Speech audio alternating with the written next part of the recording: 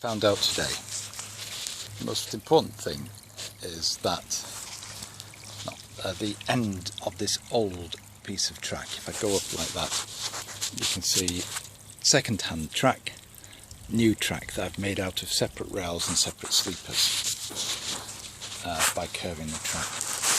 If I get down low enough, you might just be able to see that this doesn't have a good curve on the end of it. So it's as if this piece of track goes in and then out. It's not quite that, so I'm just exaggerating it, rather than a nice curve like that, which is what we want.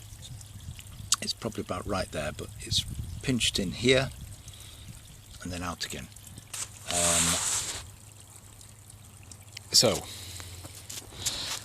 when it wasn't supported, when there was a gap there and it wasn't supported, certainly if you ran things in reverse, they were derailing here. That little pebble under there just raises the outside edge, gives it a bit more support, a bit of super elevation, and things are running over it okay at the moment, or at least the Percy test train is. So my thought is, chop out that bad piece of track, shift round this long 6 or 7 foot length of newer track, and then replace that short section between the point and here of old track with a longer section to make up the gap. The other thing I'm experimenting with is coarse cement ballasting. So this is a coarse sand with a wheat mix of cement, which will mean it will dry a fairly yellow colour rather than a grey colour. And there's a dab of it there and a dab of it there, and if it works I'm going to use it on the step where we walk onto it. But there's a gap under the tracks there, and that's filling the gap. The gap remains under some of the other tracks, so it's not 100% supported. Apart from that, everything seemed to run fine. Good electrical contact. I've trimmed the ends of this wooden part, put some cement underneath it to try and build a support. My next job is going to be lifting the track off, taking the bridge out, and then finishing off the preparation and staining of the wood of the bridge and fixing of those ties on the bridge. This now seems to be a good section of track, and the only other minor thing is when I get some more cement mix to use that same ballasting principle just over that gap there. And there's nothing I can do about the radius 1 points. They just flick themselves around it mostly.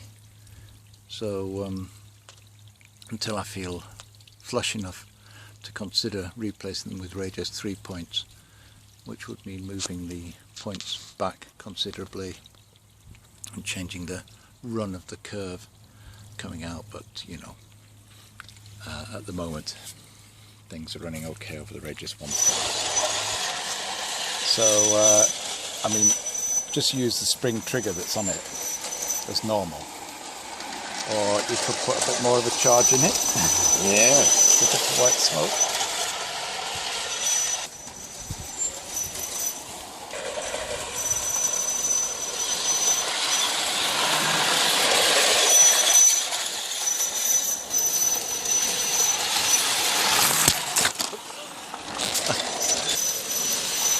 Not be so close this time. Right, okay.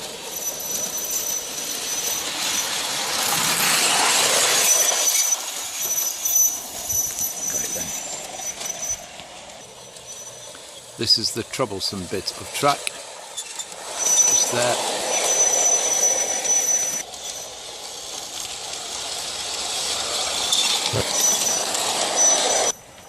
The other place where it judders a bit is as it comes over the point.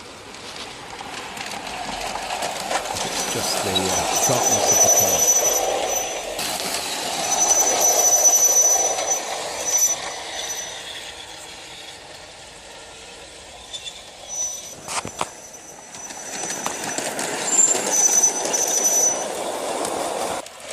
I've already derailed when running in reverse at this point, not on camera of course.